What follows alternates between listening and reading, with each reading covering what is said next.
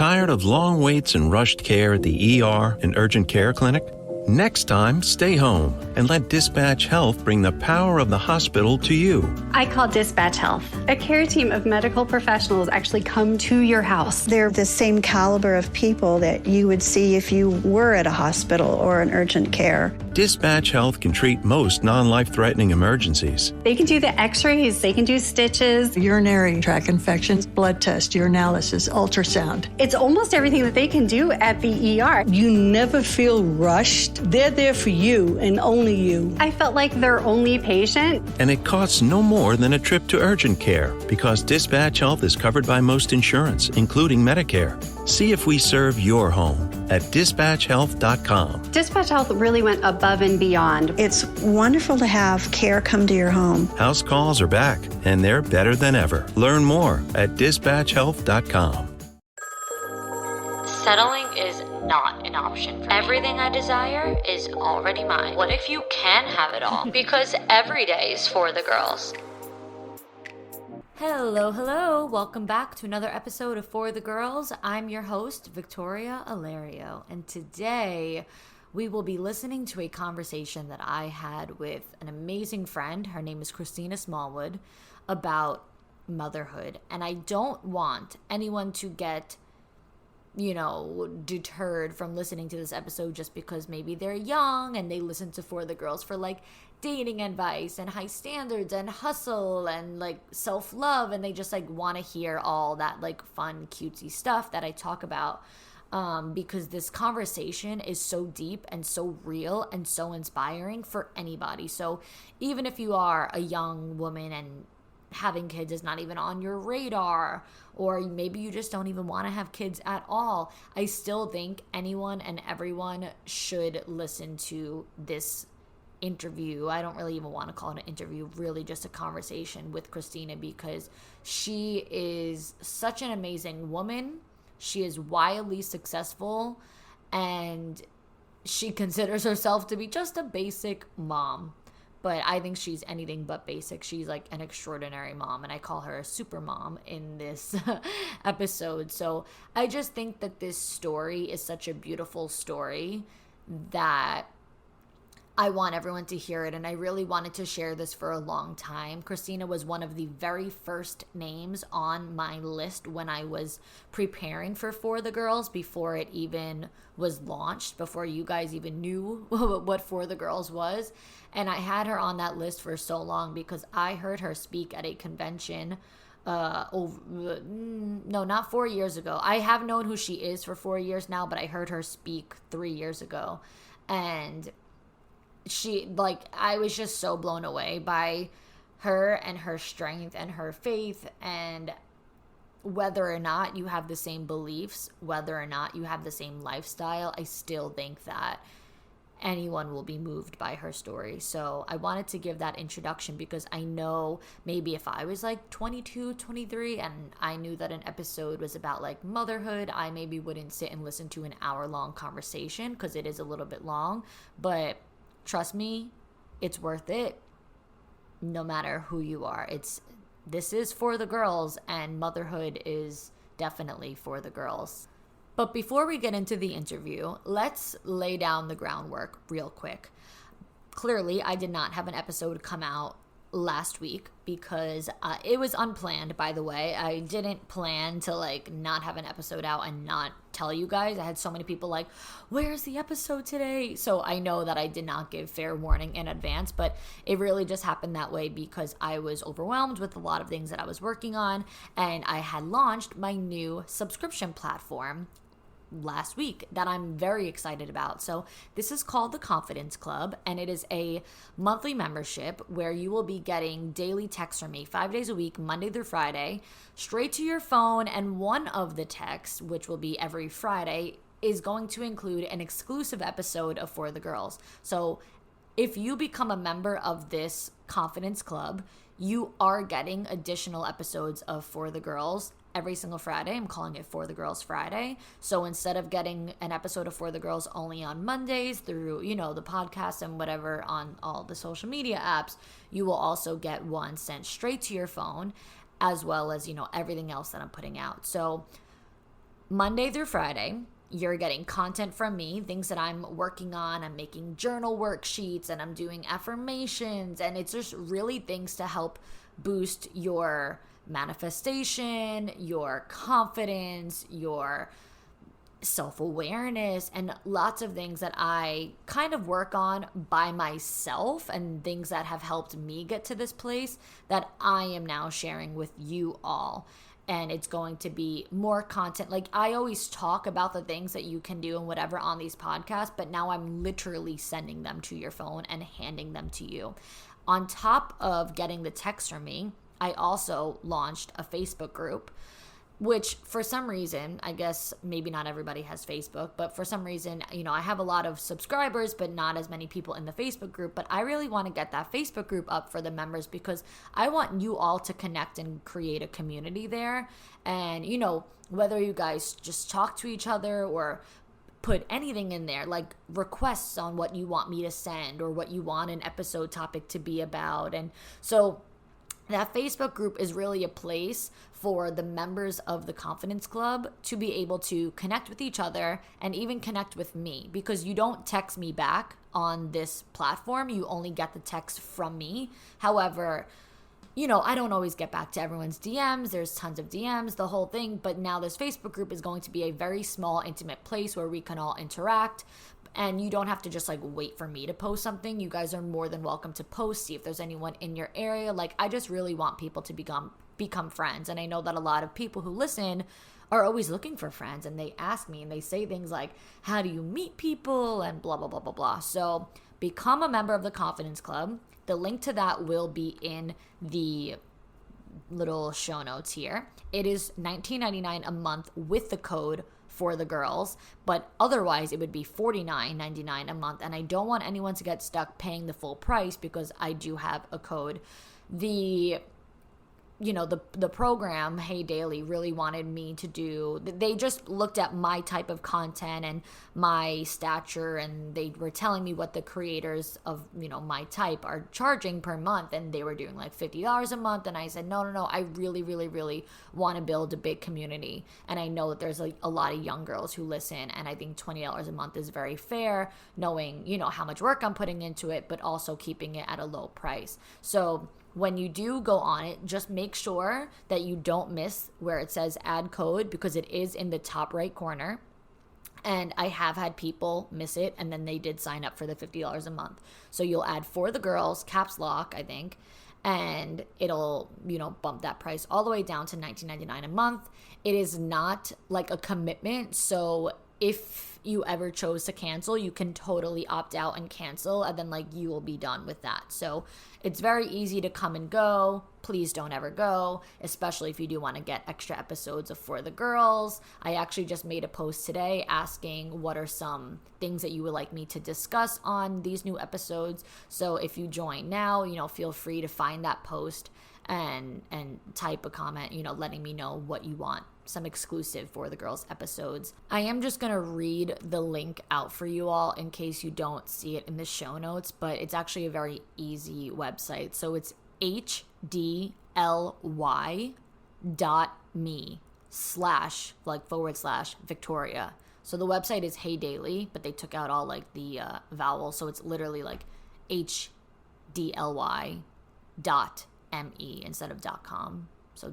.me/Victoria. And then the whole Confidence Club thing will come up for you to subscribe. Additionally, coaching is going absolutely amazing. I am now offering 8 and 12 week programs.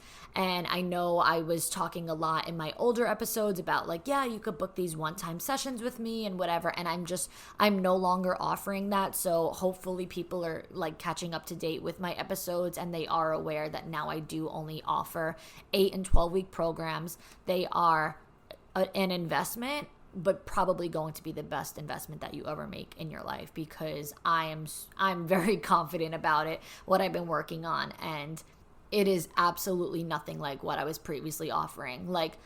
Those sessions were great, and they were quick, and people were getting very fast answers to their situations in a matter of 30 minutes or 60 minutes once or twice, but there was really no commitment. There was no long-term investment and long-term, change in their whole entire life. And that was my main goal. So that's why now I'm like, no, we are doing full-blown commitment. You're either all the way committed or you're not.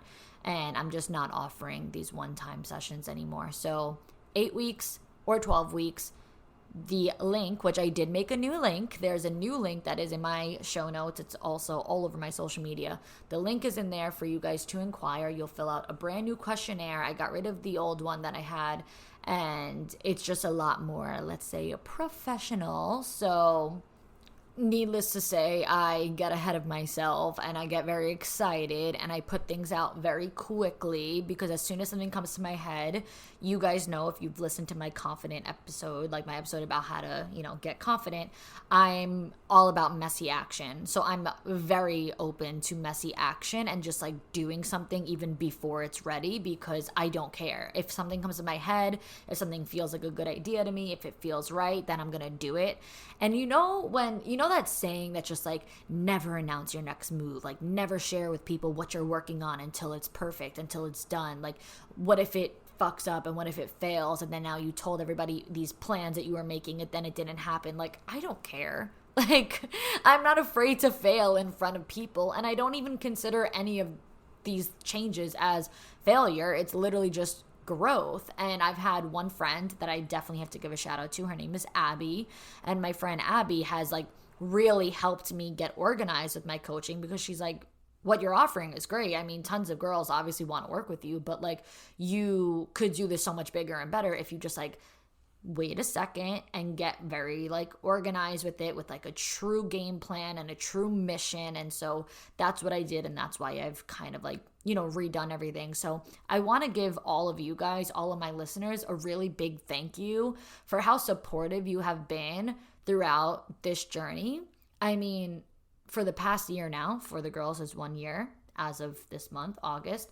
For the past year now, I feel like so many things have changed and started and stopped, and I get ideas and whatever. And I love to share it with you all, because For the Girls is like my own therapy session, pretty much, letting it all out. And so all of the thoughts that come to my mind are recorded, edited, and produced in a podcast episode. And a lot of you are very, very supportive and have inquired, about these new coaching programs. And even when we discuss and I give the price and whatever, some people say, listen, I really can't make that investment right now, but I do want you to know that like, I see the value in it. I'm so proud of you. I think that this is something amazing. I think that you're doing everything right. Like, even if I can't necessarily make the investment right now, like, best believe that I will soon or eventually, because I know what you have to offer is real and it's valuable. And so even that, like, that validation is more than enough for me. Whether or not you become a client, it's all about the support and the fact that you guys are not like, oh my God, can this girl like get her shit together, But it's all good in the hood. I get very excited and I am passionate about the things that I do. So when I start something, if you ever hear me like making changes to it, it's simply because I just want to make everything I do 10 times better. And that is exactly what happened here. So for future episodes, I'll just have my regular like ads involved of explaining like, the coaching program and the subscription. But this should be the end of me explaining in full what they are and what is going on. This should be the end of me saying, okay, here is the deal. No, next time you hear me, it'll just be a straight up like, do you want one-on-one coaching? Bitch, get your ass in the link in my bio and inquire, because I'm about to change your life. So let's turn it the fuck up. I mean, that's probably not how I'll say it in my ad, but it is also how I would like to say it. So yeah, that is it. I'm sorry. I'm done. Let's get into the episode. Okay, everybody, please welcome Christina Smallwood, who I am so excited to have on today, because she was one of the very first guests that came to my mind when I even created For the Girls in the first place. And so long awaited, Christina Smallwood, welcome. Introduce yourself. Oh my gosh, I'm so excited for this. All right. So I'm a mom of 3. I married a high school crush for, oh my gosh, how long have we been married? Like almost 12 years, which is crazy. And I'm a professional hairstylist here in SoCal, born and raised, pastor's kid. So like all the quintessential things that go along with that. And yeah, I joined a network marketing company 5.5 years ago that completely changed the trajectory of our life. And above all else, I'm really just a very basic mom. I feel like when people find out that I used to do hair on like the Housewives and that I work with celebrities, they feel like they think I'm a lot cooler than I am, but I'm really just kind of like a silly, goofy, socially awkward, mom of 3. And I'm just basic. Oh my gosh, you are far from basic. If there's one thing that she is, it is humble, because I can tell you she is far from basic and one of the most inspiring people I've ever even come across. Actually, Christina, you were like one of the first people I ever heard speaking at a business conference, because it was in Vegas of 2019.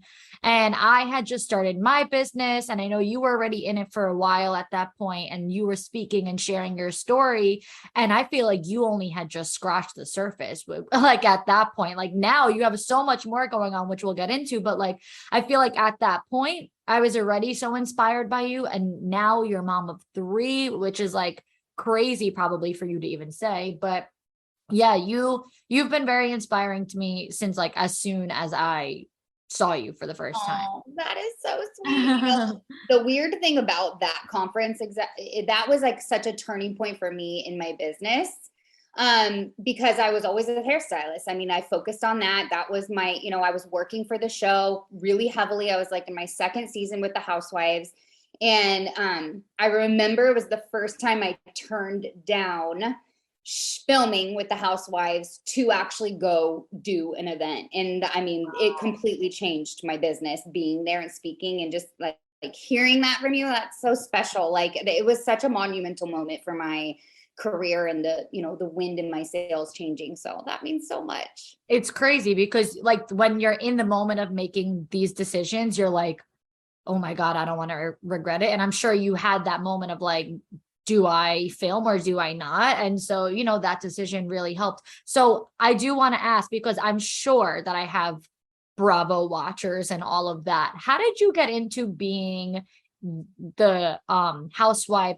Is it Tamara or Tamra? Tamra. Yeah. Okay. I didn't say anything wrong.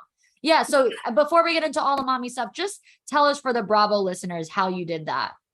Well, I mean, like anything else, you have to go for the opportunity and go for the no. And I was really affiliated down here in Southern California. It's basically like a wedding hub, and I did weddings every weekend. And I got close with a photographer.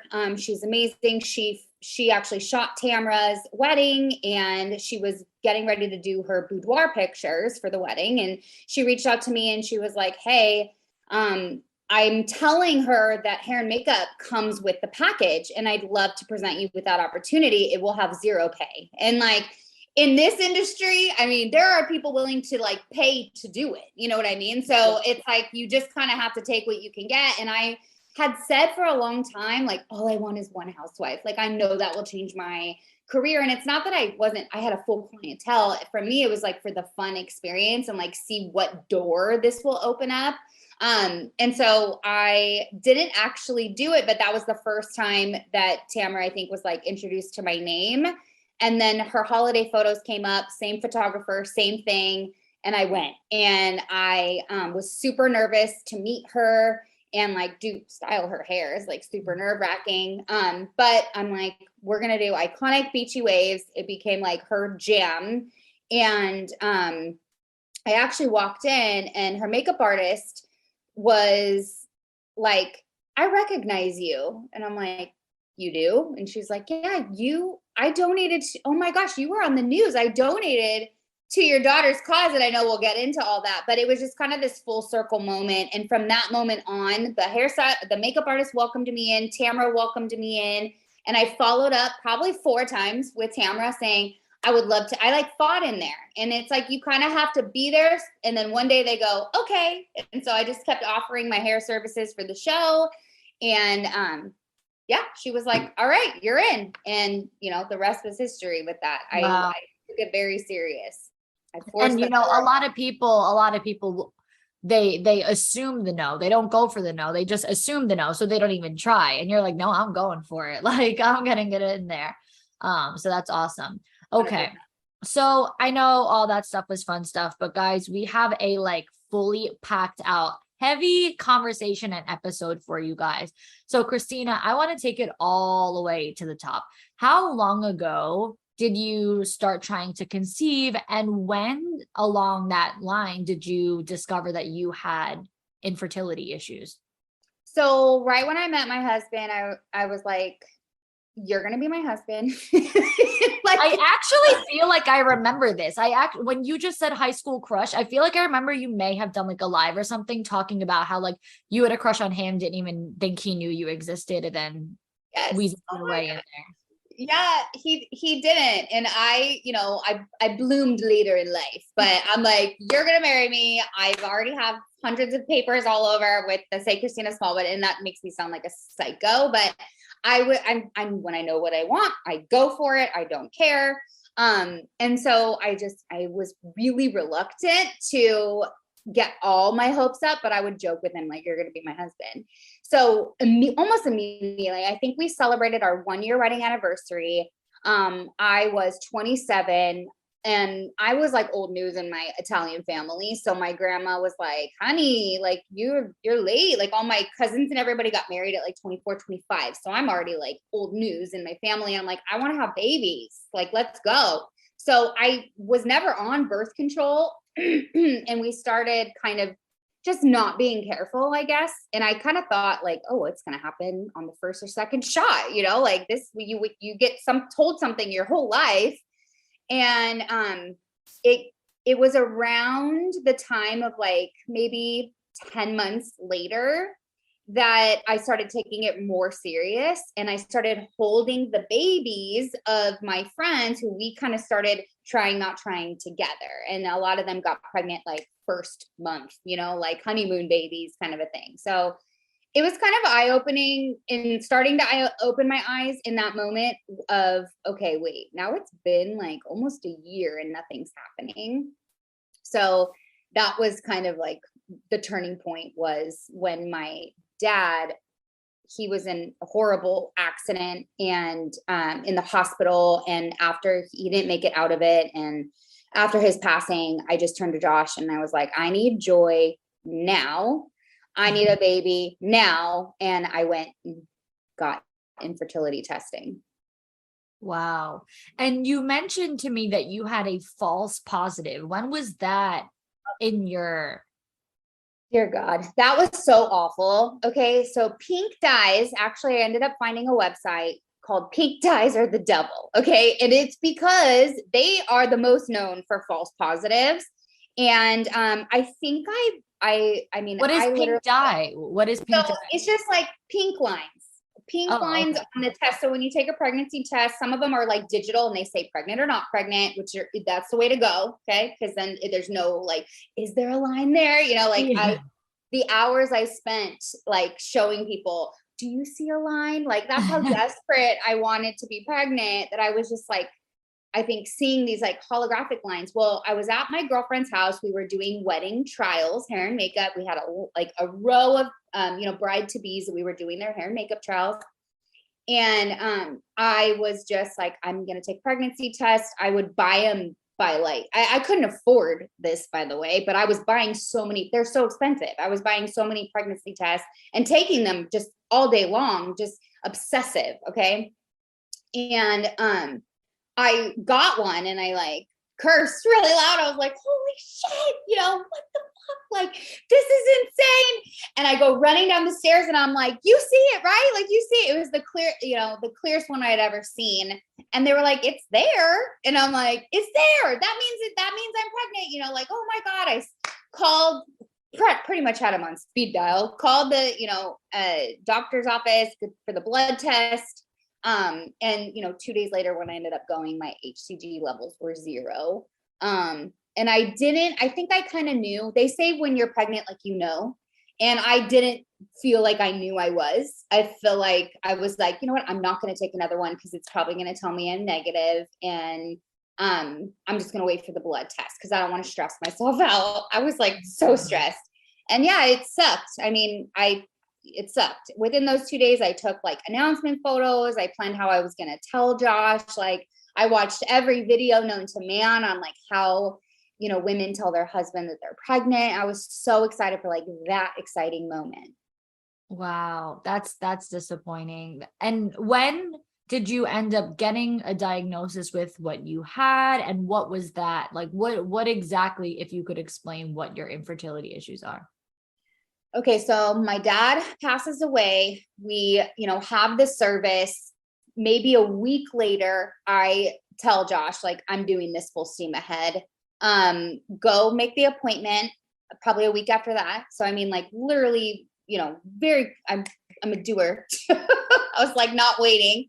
And the first round of results, because they, you know, in infertility testing, they want to test you and they want to test, you know, the guy. And so he was not like into it. He was not into getting tested. He's like, let's let it happen organically. And I'm like, you know, I'm the forcer, like forcing the puzzle piece to fit that clearly doesn't. And so I went, and by myself, I didn't necessarily have his support to even be doing it. And first round of results showed that I have what's called diminished ovarian reserve. There's not a lot of awareness about it. It just means that I have not a lot of eggs in my reserve, and that the eggs I do have are like aged almost, like they're, you know, geriatric eggs. So I have not a lot and they're old. So that was kind of it. And they told me it's going to be very unlikely that you get pregnant naturally. And if you do, it's very likely that you will miscarry. So that was really, really hard news to hear. And it brought our infertility testing to a screeching halt, because my husband was like, well, there goes that. And wasn't even willing to look into, you know, in vitro and all the expensive things that, you know, were the next options for us. So that whole thing cancels out getting IVF and anything else. Like, there's no way to have that and also try to do a different way.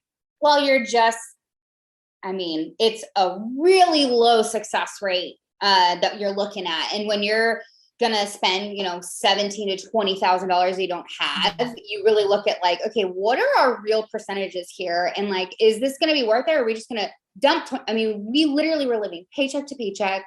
I was behind on my car payment. I was stressed out, you know, I just wanted Trader Joe's, you know, like, and we were very, very strapped. And to think about now, a gamble of that size that like we would need a loan for, you know, and barely be able to make the payment.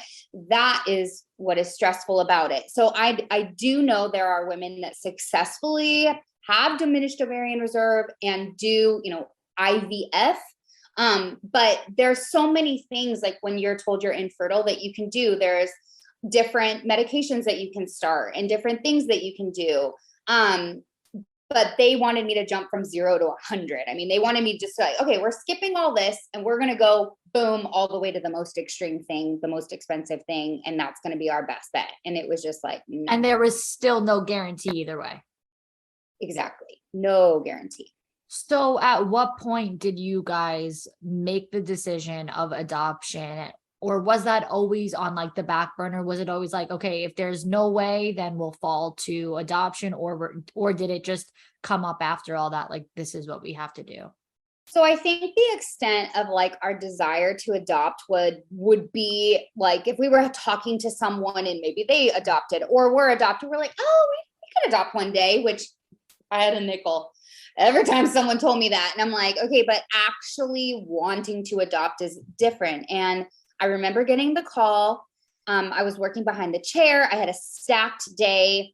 The office called me to give me my results. And she like, I can't remember the extent. I think the trauma like has blocked out a lot, but she had said, you know, we have like different stages of it. And you're like at one of the more extreme stages. And I'm like, awesome. Okay. So I remember like falling to the ground and just like billowing out like huge cries, like, I don't know, like just like deep grief. And it's so sad because I wanted so badly to, make babies. Like I just thought like that's what we're put here for, is to do that as women. And so I just remember like dropping in grief. Like I hate hearing no. I hate hearing told I can't do something. So it like drummed up a lot of emotions in me. And then I just thought, how am I going to tell my husband? So I worked for the next few clients and cried through almost all of them. And they consoled me. I had the best clients on the planet.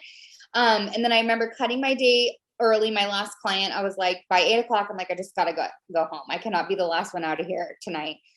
And told him in the face, and his reaction just, I knew I married the right one, but when he responded to me, I knew like I was with the guy I was meant to be with, because he said, okay, Christina, like, what am I, a medieval king, make a baby or leave? Like, cause I was like, do you still want to be with me? Like, that's where your head goes. Like, this guy is like, now I've tricked him, and like, I can't do what I'm designed to do. And so I was like, oh my gosh. And I remember thinking, okay, I can't change this. So I'm going to give myself 24 hours to have the biggest pity party I can, drink all the wine, like just literally mourned with him. And then the next morning we both just woke up, and neither of us can remember who brought it up first. Like, we both are that much on the same page about it that I'm like, I think I said it first. And he's like, no, I think I said it first, So adoption was it, like literally, like not even 24 hours later, we were like, we're going to adopt. And I think in our minds, it was like, that's more likely to result in success of us gaining, growing our family versus in vitro. It wasn't like, I would have done it. Like, if my husband was like, we could spend 20 grand, like, no big deal, I would have totally done it.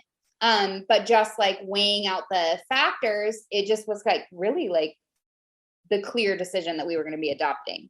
Yeah. Wow. I think that that's really special that you guys were both just like so on the same page, because I know that that's, I think maybe someone would think deciding to go with adoption is just giving up on the idea of even trying. And it might be a negative feeling for someone. Like, I don't want to even say adoption yet because that means I'm totally canceling out this. But I think you guys just both came to the conclusion, like, you're going to only make yourself more unhealthy by putting that sort of stress on yourself. So it was almost just like, there really was no option at that point. Like, it wasn't even, so that's amazing. And so, Tired of long waits and rushed care at the ER and urgent care clinic? Next time, stay home and let Dispatch Health bring the power of the hospital to you. I call Dispatch Health. A care team of medical professionals actually come to your house. They're the same caliber of people that you would see if you were at a hospital or an urgent care. Dispatch Health can treat most non-life-threatening emergencies. They can do the x-rays, they can do stitches. Urinary tract infections, blood test, urinalysis, ultrasound. It's almost everything that they can do at the ER. You never feel rushed. They're there for you and only you. I felt like their only patient. And it costs no more than a trip to urgent care because Dispatch Health is covered by most insurance, including Medicare. See if we serve your home at dispatchhealth.com. Dispatch Health really went above and beyond. It's wonderful to have care come to your home. House calls are back, and they're better than ever. Learn more at dispatchhealth.com.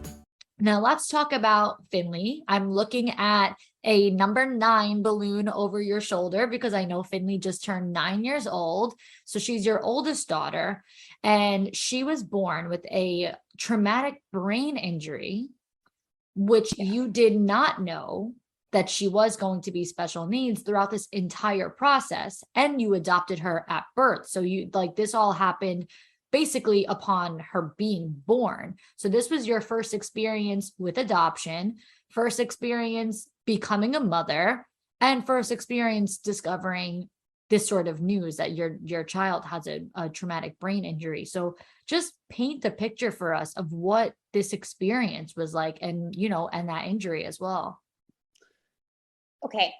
So once Josh and I decided we're adopting, when we started like going through the process, we were like looking at this book, and it basically has what you're willing to adopt and what you are not willing to adopt. And they told me the more specific you get, the harder and longer it's going to take. Because you hear people waiting years, okay? And they might be waiting for a blonde hair, blue-eyed, 5-year-old. Like they might be waiting for like something so specific.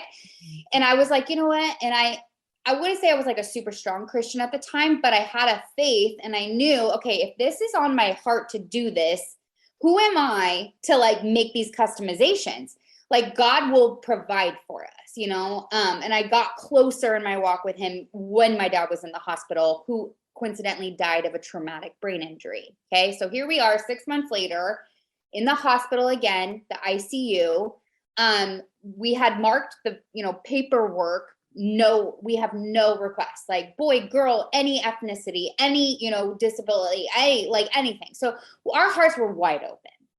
We met the young couple, the expectant couple, which was different. Normally you just meet usually an expectant mom. We met an expectant couple. They were young. They seemed in love. They were adorable.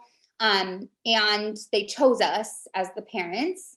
And a month later, we're in the NICU.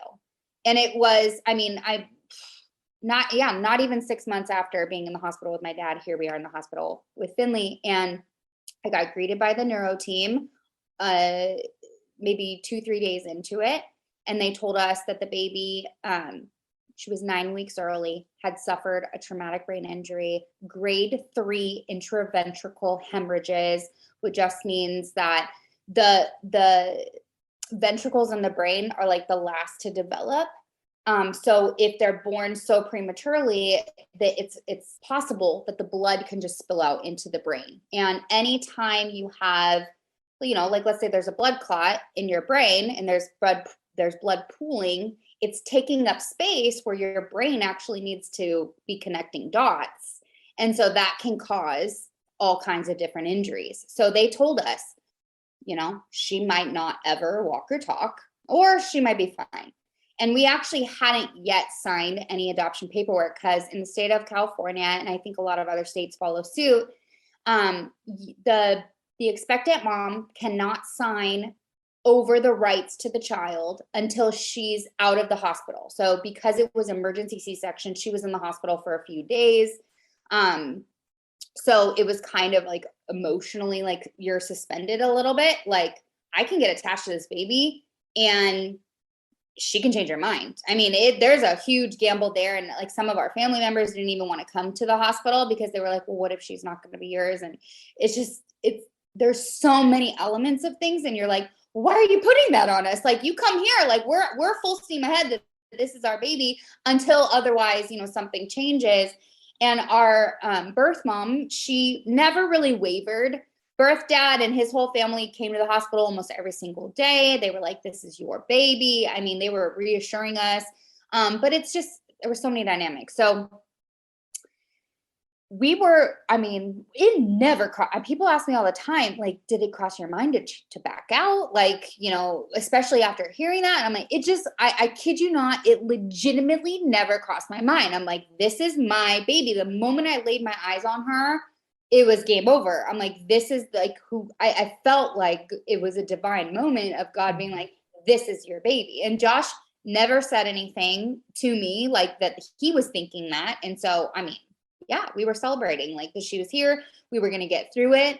And I just remember this pivotal moment with the neurologist. And I said, is she going to die? Because I had no idea. This is my first experience with a baby in a hospital. And my only other ICU experience was watching my dad die. So they were like, no. She's going to be fine. She just, might not ever walk or talk. She might have cerebral palsy. They like planted these seeds from the get-go. So, I definitely hoped for the best that she would, be like one of those miracle stories. And she is in other ways. It just looks different than maybe I had anticipated.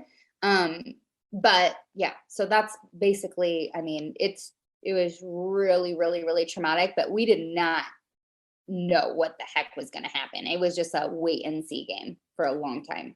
And everything went completely smoothly with the adoption itself and the sign. Like there was, even on their end, there was never a moment of like, okay, we changed our minds. They were like totally. No.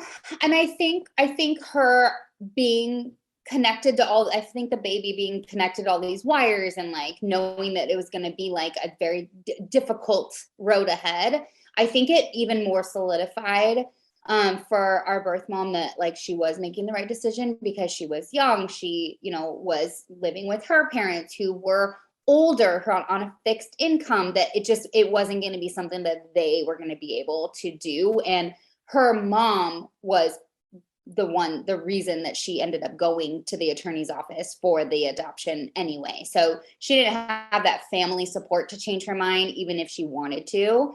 And that's something that she said to me after she signed the papers. Like, even if I wanted to, I couldn't. And that kind of breaks your heart, Yeah. It almost happened. It definitely happened the way that it was meant to happen, but it's almost as if it happened the way it was meant to happen to reassure her and for God to send her a message of like, trust me, this is Christine. Like, Christina is built for this. Christina is made for this. Like, you picked the right person, you made the right choice. So I mean, I have full body chills right now thinking about it because I can't even imagine, but it might sound one way to one person to say, oh, it was meant to be for your child to have this injury. But I mean it in the most divine possible way. When was she actually diagnosed officially with cerebral palsy? Because that is what she has, but you did not know officially at that time. So how long did that take? It took about 15 months. Now, when your child is born this prematurely under a birth weight, there are tons of government programs in place, which are amazing. California is one of the best. Had no idea, I got thrown into this world. And so she started getting early intervention therapies. I mean, like 2 weeks after we took her home from the hospital, she was like new.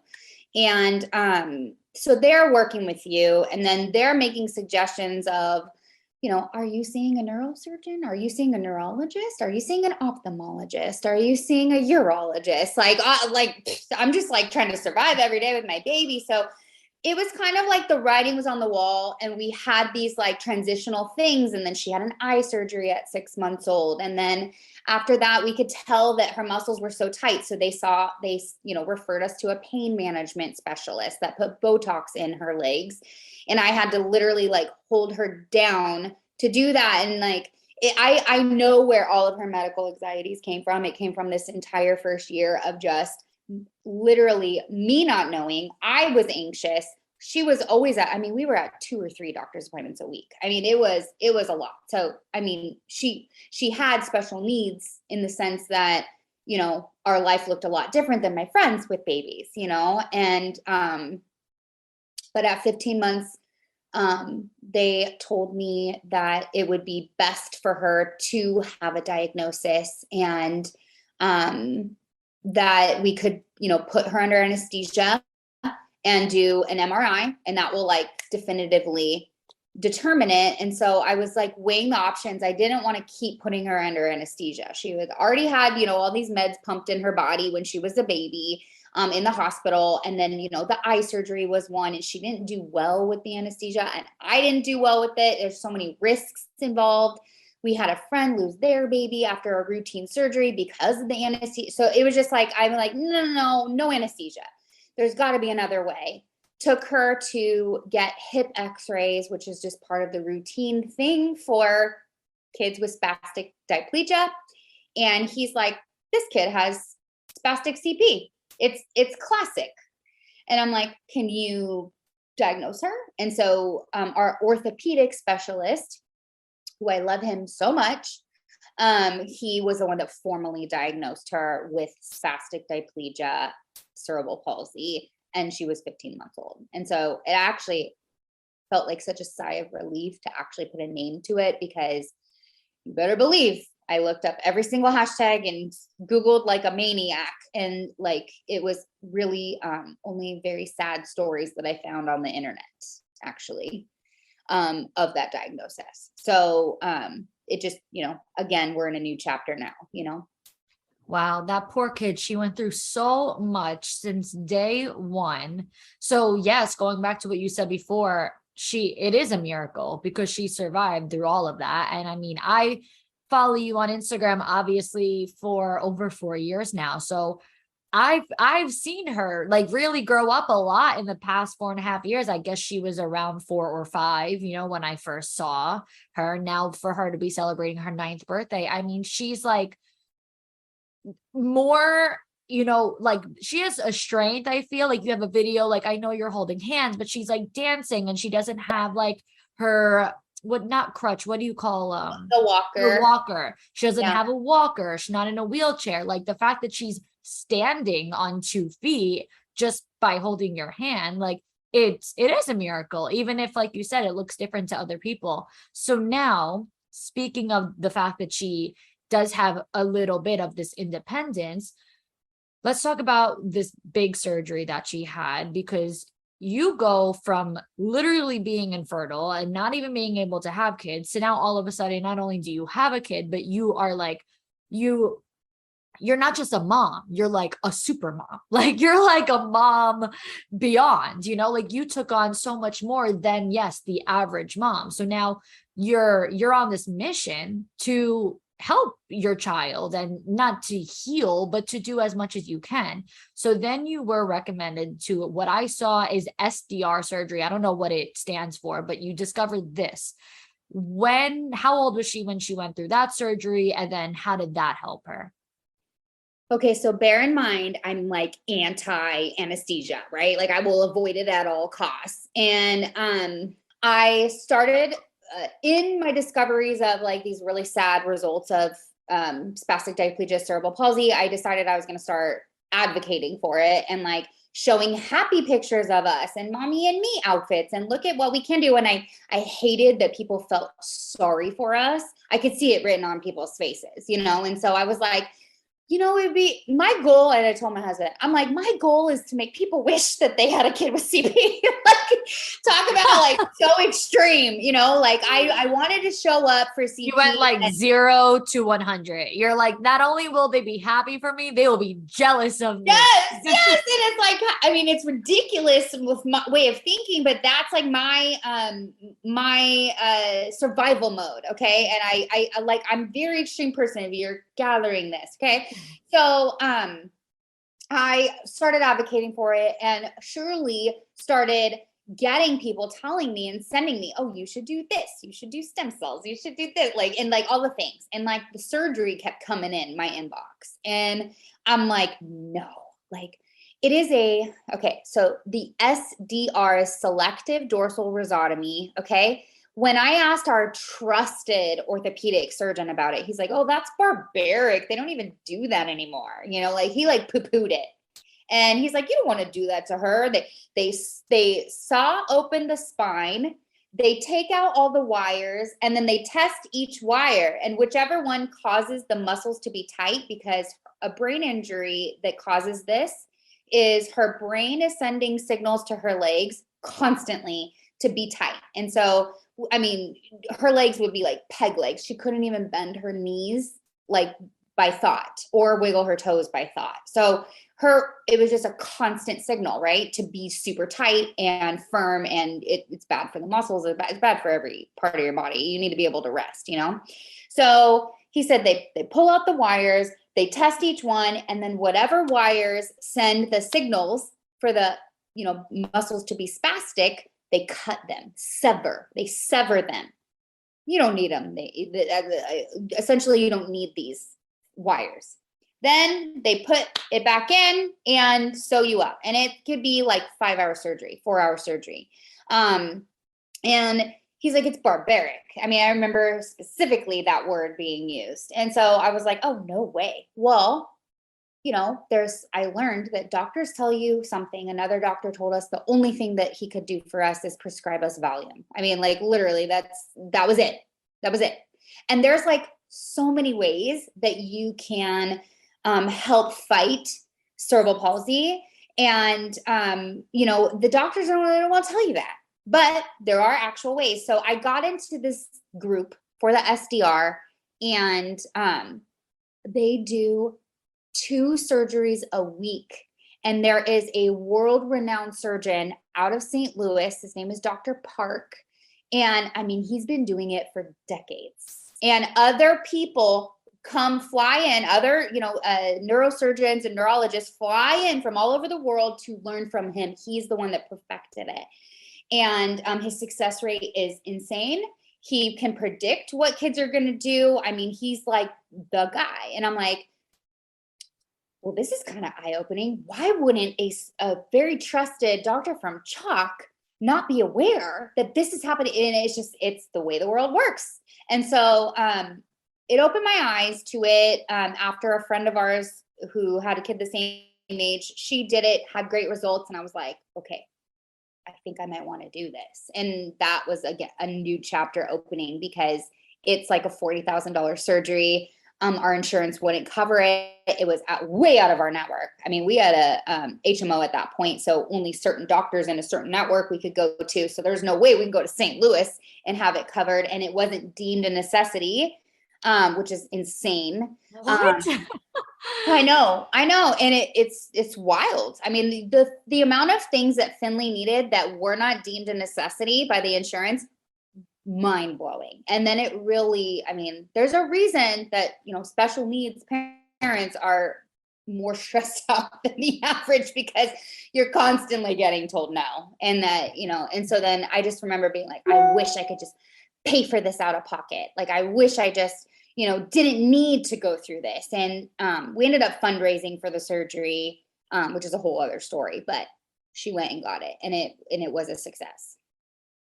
And that was your full circle moment then with one of those people that you mentioned in work, right? And the hairstylist, you said someone noticed you because they donated. So that's right there, ties us back to the beginning of when you were saying somebody recognized you.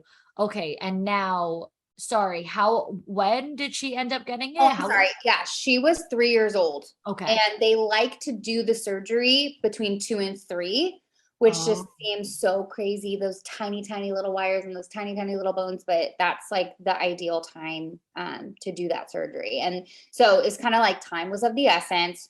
She was turned 3 in July, and here it is October. We're getting the appointment for, and there's a whole process. You have to go out there, and he has to determine that you're, a candidate and all this kind of stuff. And it felt very much like getting the call that we, got matched with an adoptive couple, or, the expectant couple to adopt, to finding out that she was in fact a candidate for this surgery. I mean, it was like that, like such a celebration. Wow. And now that the result of that has helped her have like a little bit more independence and, right. Life-changing, 1,000,000%. I mean, she can get on and off the toilet by herself. She would probably be in diapers if it weren't for that surgery. I mean, and that's just like one thing. Wow. Yeah, it is interesting because obviously, she did get it so young. So I didn't even know, what she was like at that time. So it's interesting what I see of her. I'm like, wow, she's so strong, but I would have never thought like this is literally because of a surgery. She would be like a total, like legs never bending if it weren't for that. So that's amazing. Now of course, she is your firstborn. So I would say you do have a very special relationship with her, but you do also have an open adoption, which is very interesting because this means that she does still have a relationship with her biological mother. And I've seen actually photos. There's one caption I wanted to say. So I was on your Fifi and Mo, Finley's Instagram page, and I loved this caption. It was a photo of the three of you, Finley, and her biological mother. The caption said, a child born to another woman calls me mom. The depth of the tragedy and the magnitude of the privilege are not lost to me.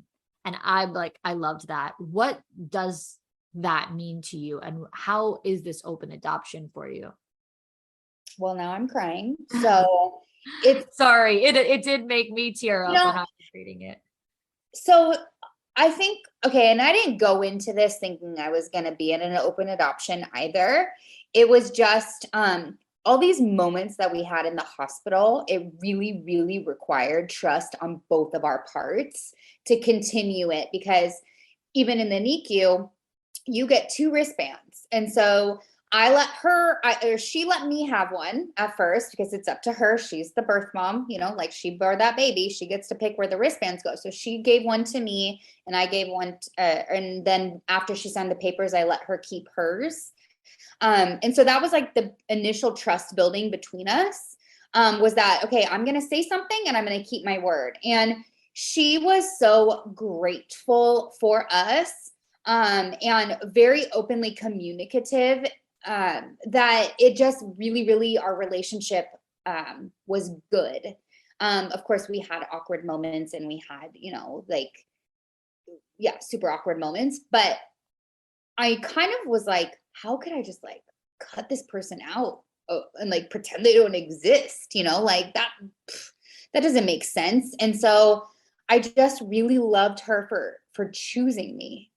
And then being so grateful that she chose me, it just kind of made it seem like I couldn't fathom not having this person in my life. They made me a mom, you know, it's like this, I don't know. And so, I remember when we took Finley home from the hospital, she was there for 5 weeks. And, I was like, you know what? I'm like, let's plan a day for you to come see her. And that's kind of how it started, was just to kind of see through that mourning and grief period. I mean, she was coming to the hospital every day. She would ride her bike after a C-section or get dropped off at the hospital every single day. And a lot of people would say, well, why is she doing that? It's not her baby anymore. You know, like there's so many people that just want that matter of fact, black and white line. And it was so gray that I saw so much beauty in it. And so I mean, I watched her literally break her own heart. So when I say it's a tragedy, like I'm a girl's girl. Like I always, you know, I had only did women hair. Like I love. And so you could see it in her eyes, the way she looked at the baby. Like this is detrimental to her, you know? But she chose me. So it's such a bitter sweet, and like I didn't know anyone that was going through it, so I just did what I knew best, and that was to literally love her as much as I love the baby, as much as, you know, almost I love my husband. Like she was family to me. Wow. I mean, that I read that quote in that caption like 3 times to really let it make sense for me, because I was like, okay, this is very deep. This is not words. This is like a lot. And I realized, like, you know, we see adoption mainly only from the adopted mother's perspective more than the birth mother's perspective. So for them, yeah, it has to be traumatic and a tragedy. I mean, maybe not for everybody, but I've never even saw it from that perspective. It's merely just a celebration of, like you said, that privilege and that like happiness on the new, you know, side. And I had to share that because you are such a positive person. I mean, I know you probably are like, trust me, I've gone through my shit. So I know maybe you're not like, okay, yeah, sure, I'm Mrs. Positive, but you are in a way that's like, you love, that's it. You love, period. And that's what felt right. And so now to this day, I mean, that's still the case, right? Like that's like a forever thing that you have an open adoption. Yeah, we're seeing her maybe 4 or 5 times a year. And at some point, you know, we exchange home, or I would bring the baby to her house a lot and like see her parents and her brothers, and like, you know, this is uncle, this is grandma, you know, and like, same with the birth dad, same thing with his family. And we would see each other multiple times a year. As time has progressed on, you know, that's lessened. But I was just texting with her the other day. I mean, we are still very close. I wouldn't say it's quite like she's a little sister to me or a daughter to me in a way, but like she's someone I literally love and cherish so much and have so much gratitude in my whole heart for her. And we talk about her often in our house. One of our babysitters is pregnant. So that, she's like, oh, like baby's in your belly, but I was in my birth mom's belly. Like she knows these things. It's like just been open from the get-go. Okay. Now let's fast forward. And now you've adopted twins.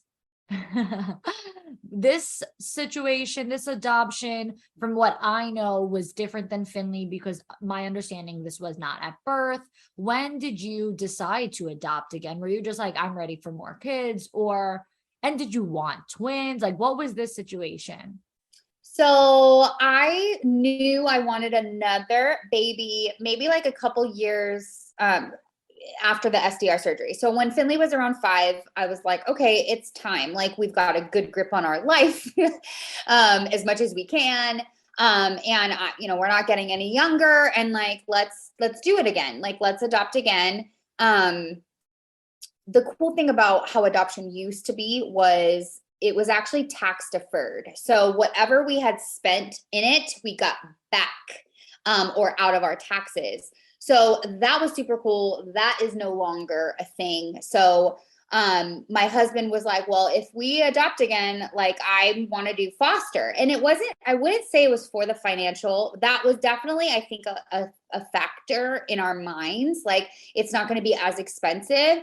But my husband was very, very, very, and he rarely like puts his foot down about something, but he was like, there are children already born and already in the system that need a home. That's what we're going to do.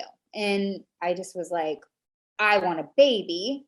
I was very adamant and open about that. I want a baby. So we thought we could maybe find like a happy medium.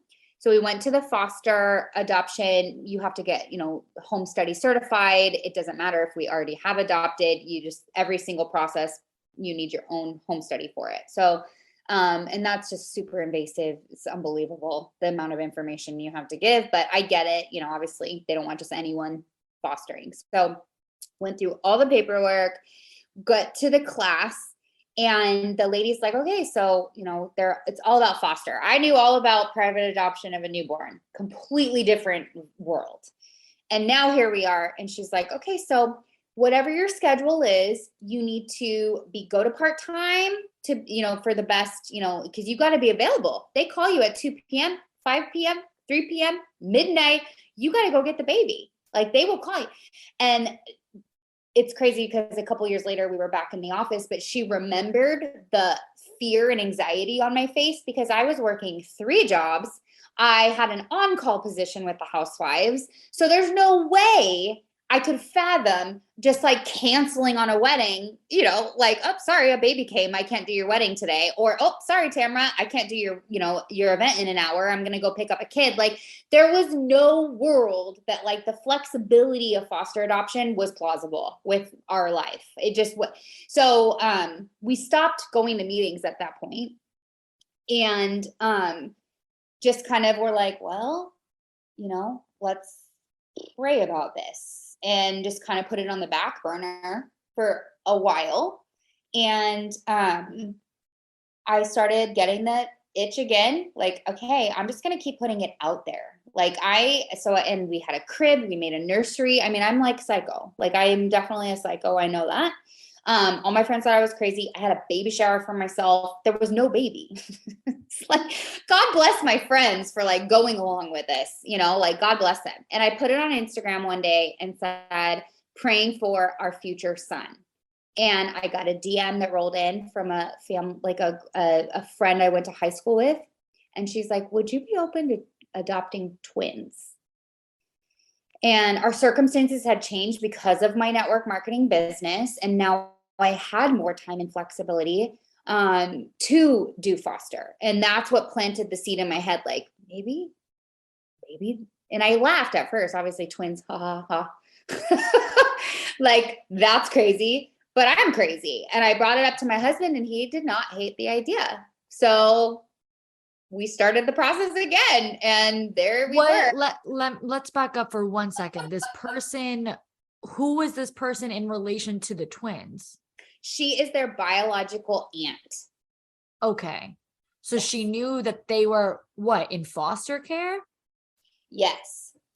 Yes. She lived out of state, and she knew that they were in foster care. Okay. And so she was like, well, if you're going through this process, like, They were with another foster mom at the time. And she was in the process of trying to, because there's so much red tape in the foster system. It is so jacked up how it goes.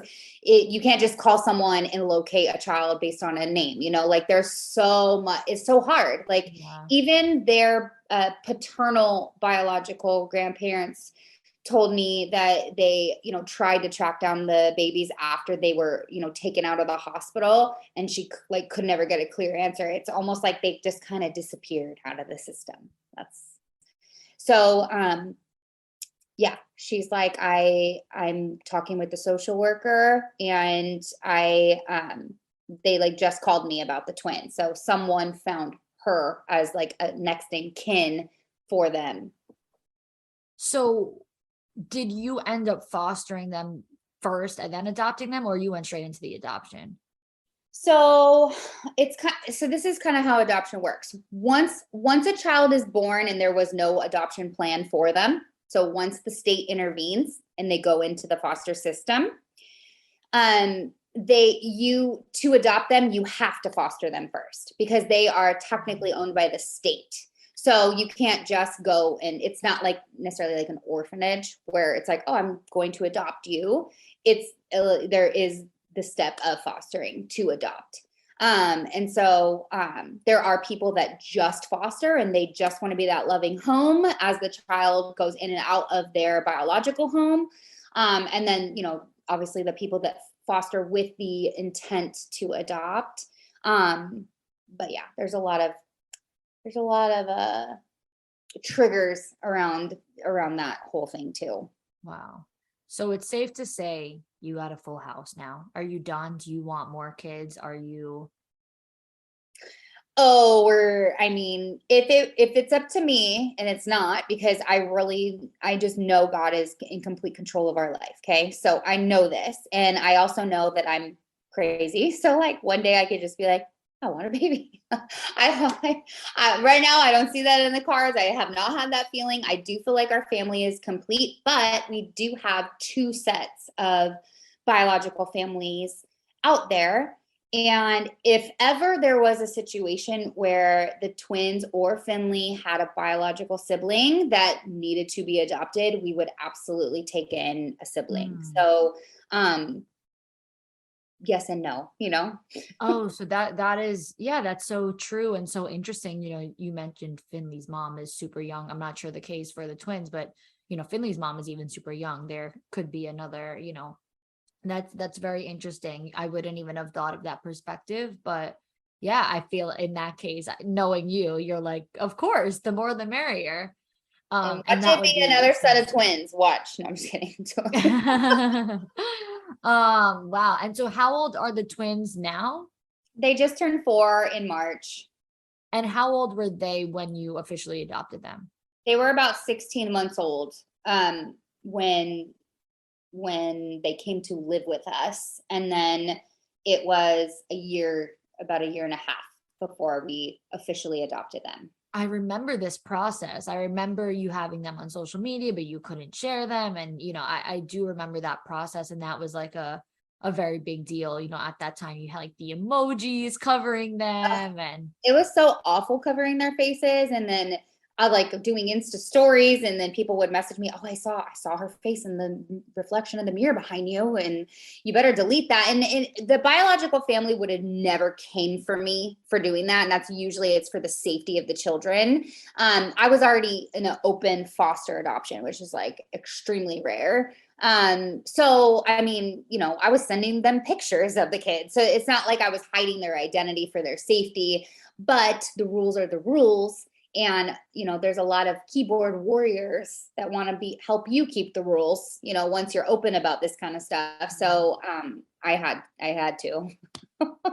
What would you say to someone, or, how do you feel about people who I know may invalidate you as the mom, or they say something like, I give her so much credit. Like I've seen, I was looking through your Instagram and I've just seen captions and comments. I did my research, and just the way that people, are. And I know you've even said like that a lot of people either try too hard to validate that you're the mom, and you're like, that I am their mom. What do you say to those people, or what would you say to them to at least help them to better understand? So I think there's a lot of different types of adoptive moms, but I will say for me, I kind of hate when people act like it's like this noble thing that we did. While I am aware it's not for everyone. It is like legitimately very hard. It is, but so is childbirth. You know what I mean? So it's like there's so much different ways out there. But for this specific question, I've always just didn't want a title. I just wanted to be Finley's mom, not Finley's adoptive mom. And I remember being so emotionally charged anytime someone would say like, oh, that's so awesome that you guys adopted. And I'd be like, no, it's not. We wanted a baby. This is how we got the baby. Like almost like I wanted people to like know how selfish I was for this baby. Like I didn't do anything noble. I wasn't trying to be seen as noble. I just wanted to be taking care of a baby. But I at this point now, I'm like, you could say that you could call, Finley's biological mom her mom, and I wouldn't care. Like for me, the relationships are so solid, and I know where I am and where I stand with my family, that I'm not like threatened by words. And I think that I used to be, because I was, emotionally young in adoption. And now I really could care less if and I tell my kids all the time, you look so much like your, biological mom. I usually say that. But you remind me so much of her. Like Finley, the way she talks, it's basically, she's, the spinning image of her, biological mom. And same with the twins, their biological family. So we're constantly telling them that. But I mean, it's hard to give someone advice. I think just, I don't know, because I feel like I even say that sometimes, and we have friends that have adopted like 7 kids, and I'm like, bless their heart, like it's amazing. In the sense that there are people out there that cannot adopt. And I feel so bad for, I talk to women all the time who are like, my husband is just not on board. And so I don't even know how to answer that question, Vic. Like, honestly. No, it's okay. It's okay. It makes sense. Yeah. But I think that there is potential for it to be learned. And I think that you even coming on here and sharing this story maybe could help someone who didn't really understand how this all works. And I think that it's amazing. What would you say, because I know that there are a lot of women who struggle with infertility that don't even consider adoption, or don't even think about it, or it's really not a conversation, or maybe they have thought about it and they just don't think that it could be for them. What words of wisdom would you give to someone who maybe does have infertility issues? And if you could not, tell them that they should do adoption, but almost just to give them a peace of mind on maybe it could be something for them. That adoption is an option. Okay. So women struggling with infertility, there are so many amazing accounts on Instagram that advocate for the emotions. And I mean, I could go to baby showers after my diagnosis. I had no hard time being happy for other people. But I didn't have a lot of like mourning in my infertility. I didn't suffer through miscarriages. I didn't have like all these triggers. I just was like told I couldn't. And now it's like, I'm on to the next. Well, I would say find a circle of people that you can relate to. There's nothing that keeps you in grief more than like fighting your emotions on people and saying like, you just don't understand. So find people that understand. And I promise you they're out there. There's tons of Facebook groups, like find something local to you if you can even. So like connecting with people on that level is huge. Secondly, adoption exists for a reason. And I would not be who I am today without our adoption processes. And if you're a woman of faith, a family of faith, and you really, really believe that God holds the pen, then who are we to deny a route where he could literally, that's what he meant for our life, and to write our life, in such a way that, adoption is part of the journey. And I really, really, really believe that. And I am not against in vitro. I am not against any kind of fertility treatments. I'm not saying that at all. I know that if there's so much mourning in one direction, it could be that you are meant to go in another direction. And I have had moments, honestly, over the last few years of like, what if I would have done infertility treatments? And not to say that I wouldn't want the life I want now, but just like, what would our baby look like? Mm-hmm. And all those kinds of things. And every now and then it's still kind of oh yeah, I never did that. My husband and I never got to push out a baby in the hospital, we never went through watching a belly grow. There's so much in breastfeeding and just so many things that come with it that I feel like we did mourn. And that I still do every now and then. It'll hit me.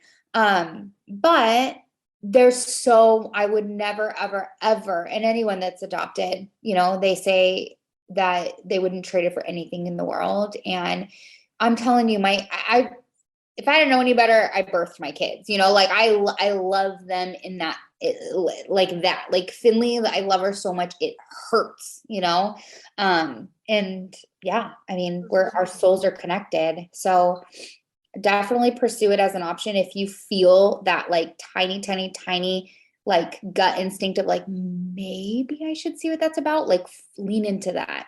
It's overwhelming, but it's worth it. Yeah. My last question for you is from one of my listeners.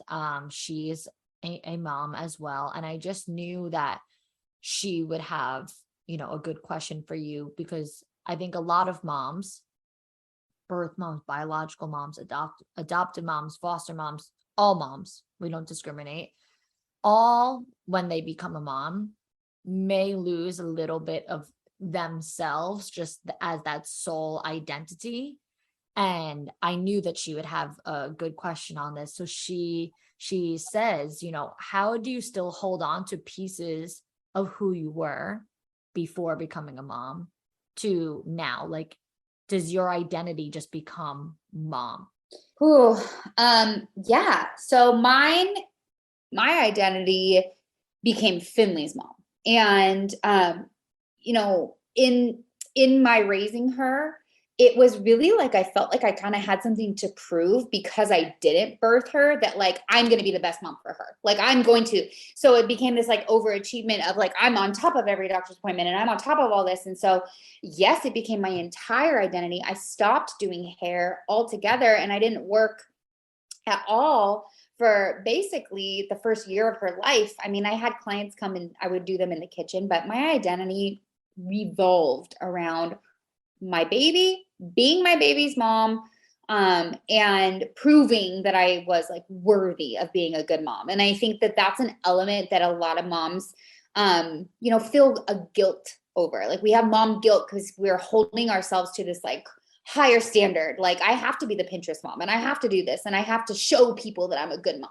We're proving our worth in a sense, that it can be so overwhelming that you do lose yourself. I completely lost myself. I stopped even getting ready, which is normal with a newborn, but not as they get older. It's your identity and your, in Christianity, your marriage is supposed to come first, so it's kind of crazy. But I started doing things just for me that didn't revolve around mommy culture or mommy wine culture. And I really dove back into work. We kind of had to, but definitely realizing that you still have a voice, and there is still like such a balance of I'm a mom and I'm a businesswoman and I'm a wife, and I think I fail at all three every day. So I think that's normal to feel like that. And I remember someone told me, and I'm sure you guys have read it somewhere, but it really stuck out to me because it was a dark day. And they said, if you go to bed at night worried that you're not a good enough mom, that means you are. And that just that really helped me. Yeah. Well, first things first, I want to apologize for how many times I made you cry in this Oh, girl, I cry every day. It's fine. Life. I'm like, okay, is this question maybe not gonna make her cry? But you know what? Great. We love emotion here on For the Girls. I'm like, oh my God, she's gonna leave this one like, okay, Victoria, just ruined my Friday. I love it. Our stories our pain has a purpose for other people. I believe that. 100%. Where can everybody find you? I know you have your Instagram, you have the other Instagram. Yeah. Connect with me on Christina A. Smallwood, the longest Instagram handle that exists. Christina A. Smallwood. Yes.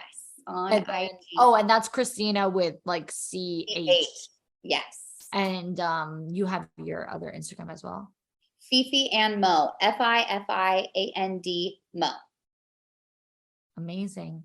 Well, thank you so much. This conversation was amazing. And thanks for having me, Vic. I'm serious. It's such a I haven't walked down this memory lane in a while, so I really, really, really appreciate you asking me these questions and just having me on. It means a lot because you're like so young and cool. So I'm like, oh my gosh, she's asking me to go on For the Girls. This is amazing. Oh my gosh, you're so funny.